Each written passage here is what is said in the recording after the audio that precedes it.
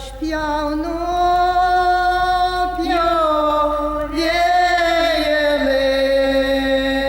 ant to kalno, anaiptol.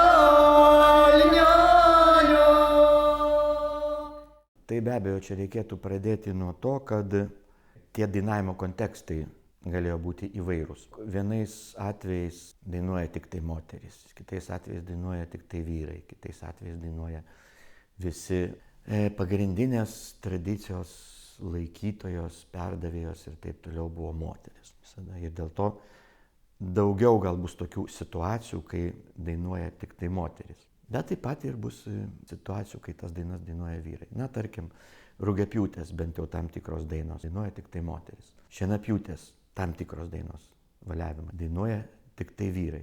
Ir to kaip ir būtų logiška prisilaikyti. Nors garso įrašų tai mes galim visokių rasti. Galime garso įrašų rasti, kur, ta prasme, vienas žmogus, geras dainininkas, vyras, dainuoja rugiapjūtės dainą. Pradėsime nuo Dzūkijos. Tai rugiapjūtės dainos dainuojamos moterų. Tam tikros vestuvinės dainos, na, jeigu situacija tokia, kad mergvakaris renkasi moteris, tai aišku dainuoja irgi moteris. Na, jeigu einame į Aukštaitiją, tai aišku geriausias pavyzdys būtų sutartinės, kurias, na, beveik išimtinai gieda moteris. Kita vertus valiavimai, vyrų dainos arba kokios nors naujesnės karinės dainos, tos, na, žygio tokios dainos. Suvalkijoje, Žemaitijoje irgi panašiai. Gal kai kas mažiau atsiskirtų, bet Žemaitijoje irgi tie patys valiavimai, jau vyrų tradicijos sluoksniai, klodai. Apie patį balsų derinimą. Toks klausimas dažnai kyla. Vyrai aukštai dainuoja, toj pačioj, taip sakant, oktavoj su moterimis. Ar žemai? Kaip turėtų būti? Na, tai lyginant su šiais laikais, čia tikriausiai mūsų balsai jau taip nusėdo mieste nuo tų dulkių. Apsinešė mūsų balsai, jau nebesugeba vyrų balsai virpėti aukštais dažniais, tai mes jau dainuojame žemai. Bet galima labai daug atvejų rasti ir Dzūkijoje, ir Žemaitijoje, ne? Ypač kai vyrai dainuoja, jeigu moteris veda pakankamai žemai, ir vyrai atitaria terciją ar kvintą, bet ne dar per oktavą žemyn. Tai dabar, vat, jeigu apie dzūkišką dabar vėl dainavimą kalbant, tai jeigu jau ta moteris užvedė dainą Vai tu sakale, bet iš tikrųjų Vai tu sakale, tai mes irgi turėtumėm pritarti ne Vai tu raibasai, bet Vai tu raibasai, oi kodėl nelinksmas ir neveselas.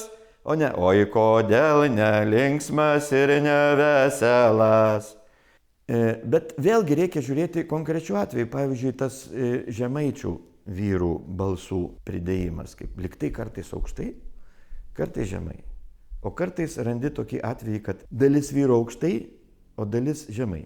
Kaip yra, matyt, priklauso nuo konkretaus dainininko, konkrečios grupės, konkrečios dainininkės, kuri užveda, atkreipti dėmesį, ką sugeba savo balsu padaryti vyrai, ką sugeba padaryti moteris. Taigi apie aukštaitišką tą dainavimą kalbant, tikriausia vyram išeitų patogiau tas toksai ūksmas padaryti. Ne? To. Moteris jos darytų tikriausiai tokį mažesnį vingelį čia. Bet trumpai, vokalinės galimybės moterų yra vienos. Aš kalbu ne apie balso aukštį, bet apie tai, kokį tą balsą galima išgauti. Ir pačią balso spalvą, ir tada su vokalinė technika susijusias puošmenas. Balso spalva irgi, na, man susidarė toks įspūdis, kad šiek tiek didesnis yra skirtumas tarp vyrų. Nes vyrai Dzūkijoje, jie padeda balsą taip, dainuoja. Su naktelį per naktelį. O jau Aukštaitijoje dainos. Žoliombiori žygio gūtio kukovo. Bet gali būti ir žaliam bėrė žygė agutė, kukava, bet vis tiek nebus plokščias balsas. Moterys tarsi šiek tiek panašiau dainuoja. Skiriasi, vis dėlto Dzūkijoje plokštesnį tą balsą galime rasti.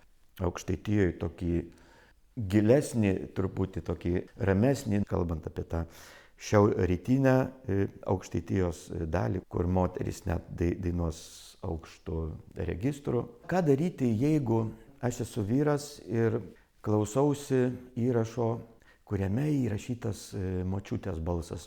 Na, jeigu man rūpi to regiono dainavimo stilius, tai man atrodo, mano paprasčiausias pasiūlymas būtų pasiklausyti vyrų įrašų, ne tos dainos, kitų dainų. Ir tada tai dainai, kurią mes mokomės iš moteriško įrašo, pritaikyti tą vyrišką vokalinę techniką. Ir atvirkščiai. Taigi apibendriname moterų ir vyrų dainavimas. Žanriniai skirtumai. Įvairiose situacijose dainuoja vien tik moterys, vien tik vyrai arba mišriai. Antras dalykas – vokalinės technikos skirtumai ir iš to išplaukiančios galimybės. Tai, ką gali padainuoti, kokius, taip sakant, vokalinius triukus gali padaryti vyras, nebūtinai galės parodyti moteris ir atvirkščiai.